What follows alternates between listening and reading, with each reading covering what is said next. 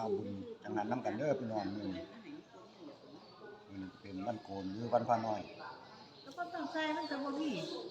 ตำบลจังหันครับวัดโพธิ์รามบ้านสังแกนตำบลแรงอำเภอสรามจังหวัดสมุทรสาครได้มากสาธุบุญด้วยกันเด้อ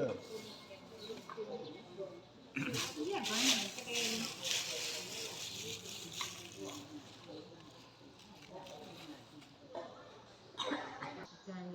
พูดแก้ไปบ่10 ศพ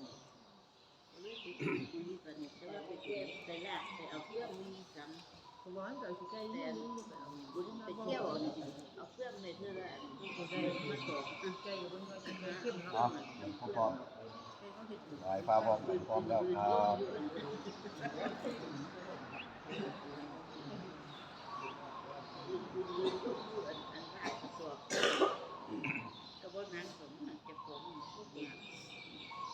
อินาสกาเลนะอังพุทธังอภิปูชยามะอิมินาสกาเลนะอังธัมมังอภิปูชยามะอิมินาสกาเลนะอังสังฆังอภิปูชยามะอะระหังสัมมาสัมพุทโธภะคะวันตังอภิวาเท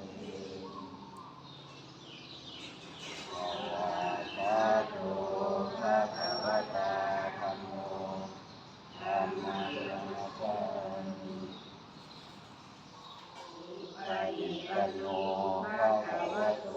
สาวกสังโฆสังฆัง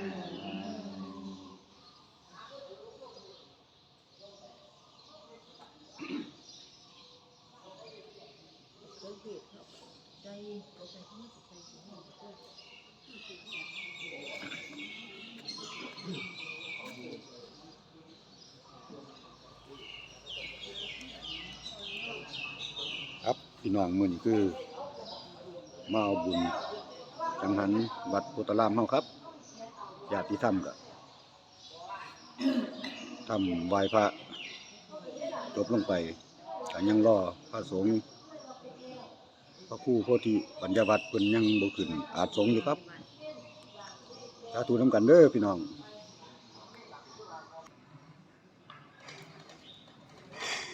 นี่ครับคือพระสงฆ์ได้พิจารณาอาหารเสร็จเรียบร้อยพี่น้องก็ได้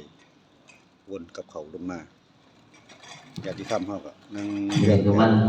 มันสูงอีกแล้วเนาะมันสูงครับมันเย็นยังช่วงบ่ายหรือช่วงไหนกันได้บ้างนั่นสิถ้าได้เชิญชวนโมเมตูเนี่ยนะโมเมล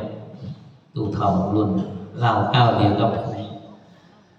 อยากไปกันสิที่เอารถผ้าไปซะนี่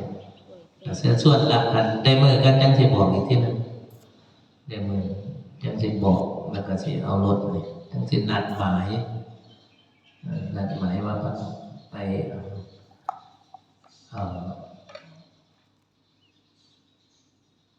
ไปรวมบุญนับเป็นมีสุขภาพแข็งแรงอายุมั่นขวัญยืนที่พ่อเก็บเป็นตลอดเป็นแดดดีกันนั่นก็พี่น้องด้วยเด็กครับบุญขึ้นกันนะฮะลังคนหอยวัดไปกับขึ้นมาที่เราเป็นมาวันใดก็ย้อนบุญเด็กได้นั่งฟังเครื่องทำไม่แปลกมันเป็นคือบางเที่ยวว่าวันเด็กมันหนักอยู่นี่แม่นบอกในดวงมันนี่เพิ่นก็ได้ให้ธรรมะตอนเช้าครับตอนย่างคือเก่าบุญมันบอกในดวงในช่วงนั้นเพิ่นบ่สบายญาติธรรมทางบ้านสังแปนเฮาเป็นหลายนี่แล้วนี่กลับมาเป็นแม่ดวงคือเก่าแข็งแรงการสนทนาธรรมะก็อายุมันขยันอยู่ดีมันดีปีขึ้นดีหรือเจ็บหอบร้องดีได้เงินพลเมืองจะได้บอกเมื่อปีนั้นเปิดปีนั้นผมว่าไม่มีเจ้าภาพมันพักกันออกกันเป็นเจ้าภาพมาทีอันนี้นี่เจ้าภาพได้ไงเป็นผู้จองไว้ปีละ เป็นน่ะแม่นเฮาสิมีน้อยก็จริง แต่มันได้เฮาบัดมีโอกาสได้เฮ็ดบุญใหญ่แม่นบ่ล่ะ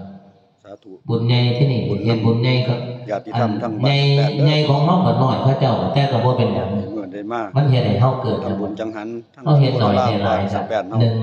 ถ้าเฮ็ดบุญน้อยได้หลายก็ต้องหนึ่งต้องมีเอาปัญญานี่ไปประกอบนำเด้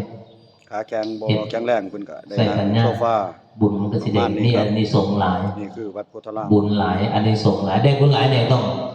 เอาไปปัญญาเฮานี่ได้ประกอบ ว่ามันมีเหตุได้เหตุปัญญาเราได้ประกอบเอาไปพิจารณาการให้ทานมันจังสิมีประโยชน์มันจังสิมีอานิสงส์มันจังสิได้บุญหลายอันบุญหลายว่าเฮ็ดกับเขาวกับน้ำหลายๆเฮ็ดให้มันใจบ่สงบบ่เอาแนวประกอบไปด้วยปัญญาคือเก่าเจ้าจะได้บุญหลายๆเด้อคุณยายได้หลายๆเด้อปากเฮามันแม่นมันก็ได้มันบ่ฮ้อออกไปมันก็แค่ปาก